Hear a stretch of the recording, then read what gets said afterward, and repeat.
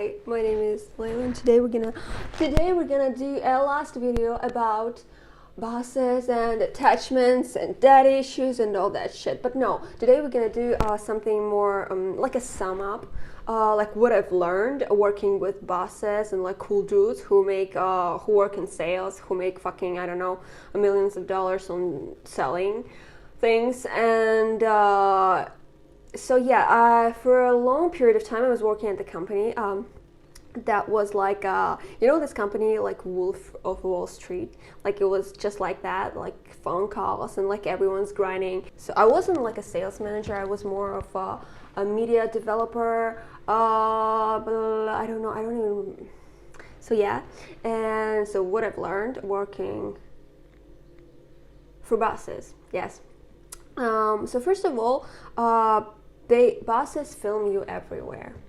Like they literally can film you everywhere. If it's his company, he has a full right to film everyone everywhere. Like literally, like this building belongs to him, which means that it's his property. And if it's your property, you are allowed to put cameras all over like anywhere you want, like seriously anywhere you want.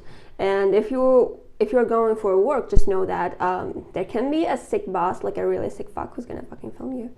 But in my case, he wasn't a sick fuck, but most of them like to watch like what is happening.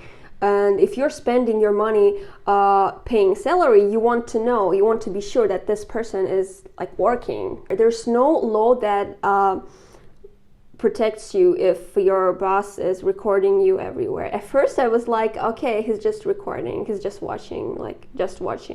But then I realized that his recording talks too. Like, could you like believe that? Like fucking 6 fucking offices, like 5 fucking floors, I don't know how many office cabinets, rooms, I don't know, like 10 rooms on each fucking floor, and he has cameras all everywhere, and he was recording everyone's talks. He can listen, he can I don't know, this database, and he can like open anything from any day and listen to that. I think that's good because there's deals going on, and like sometimes you need to like a really big deals, like with a big amounts of money, and you need to be sure that that it's clear. I don't know, that your workers are not like screwing you over, like they're honest. So yeah, but at the same time, this is kind of creepy. That they can record you everywhere, including in the bathroom. Like they can. But I hope in my case he wasn't recording me there. It's like, so yeah. Second, they have their people. Every boss has his people. You know, this like groups of mostly it's women. Like he keeps this group of loyal women. They are loyal to him, like really loyal. They are work for him for like years, and they cherish him. They fucking prize him. They fucking, I don't know, they think that he's like the best thing ever. And the reason why he keeps them is because he likes thinking that he likes to feel his power over them. He likes to, I don't know, this feeling when, you know, some like a really like small group of fans. The sad thing is that he yells at them. They're gonna fucking cry, and they're gonna go to the fucking, I don't know, bathroom and cry all day just after he yelled at them. But they won't leave because it's their fucking, I don't know, loyal people. And I think bosses like the idea that they can do anything to them, like anytime. I mean, they don't do bad things to them most of the cases. They just like keeping them around, and they just like this idea that someday they can fuck them, like literally, maybe metaphorically, and they won't like do anything because they're fine. It's like, yeah, I like you anyway. It's like, yeah. Also, and the third thing is that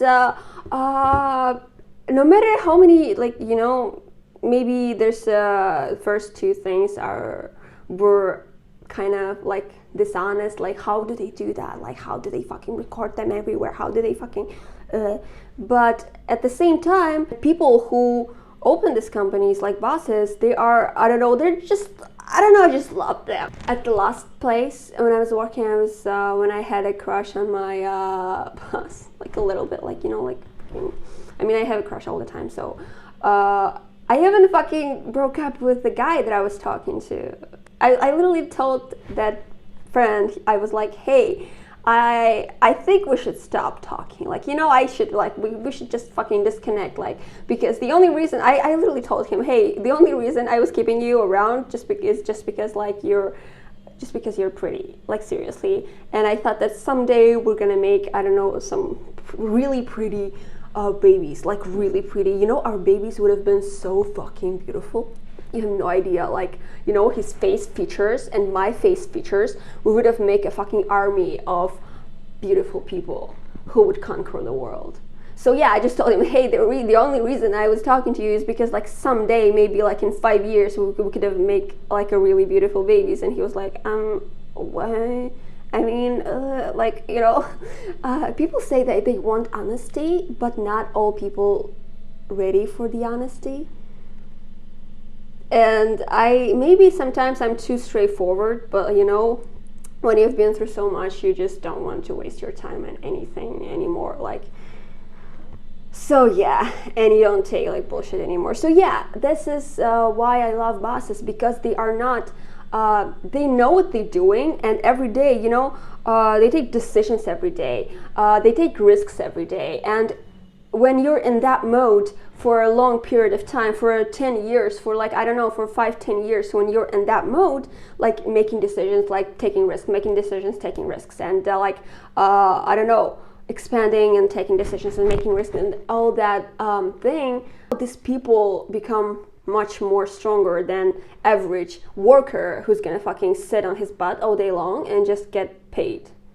Like, you know, their brain is like working in a different way, and I love that way, and I love that rhythm that they work in. And I was like, oh my god, like, and then like the last thing, what I've learned is that I want that fucking rhythm. Like, I need that rhythm, that I belong to that rhythm. When you're fucking deciding every day, when there's like so many new problems at you, like coming at you, but at the same time you have to decide things, you have to fucking I don't know, take risks again, and then decide again, and then just find something, and then just delegate. So this whole thing is just excites me so much, and I was like, oh my god, this is like my place. I really like learned that this is my fucking place, and I cannot. And the bad thing is that you cannot go to another company after you worked in sales. You cannot fucking go to an average company.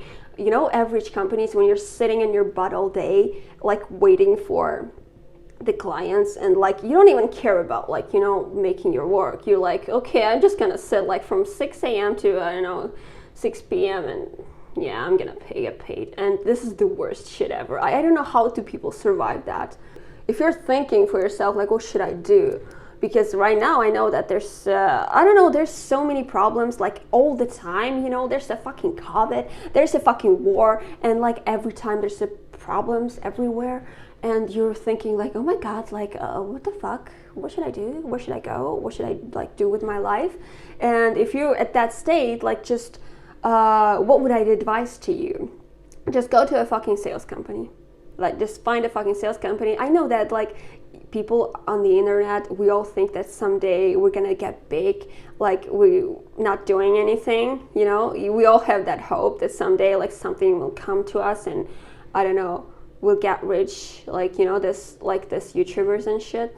But no, the process, there are so many books that say that the value of the process is really much. Like, imagine there's a guy who had his business for like 10 years, and now he knows what people he wants. He knows everything from, I don't know, from how to make money, from how to find good people. He knows everything in this life.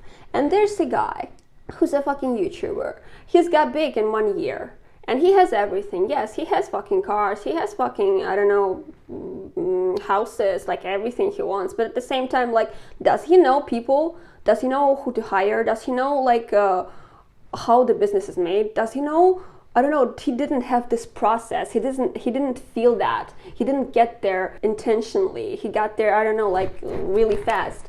And like, why can't I? Yeah, he got there really fast. And then he doesn't know, for him, the world is still this scary place, and he is a little baby because he didn't have this process of like going somewhere on his own. Who had like, I don't know, 6 companies, and like, you know, how to start, how to take risks, how to, I don't know, how to make decisions, and they know everything about the world.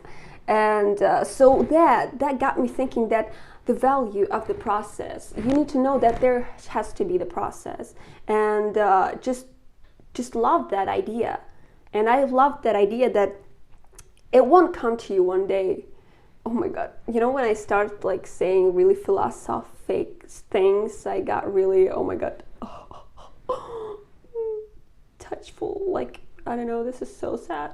I mean, that's not sad, that's kind of inspirational. And when I inspire other people, I tend to get like sensitive. I don't know why. It's just, it happens like really rarely, but however it happens. So yeah, and just know that there is gonna be a process. There is gonna be, it's not gonna be like in one day.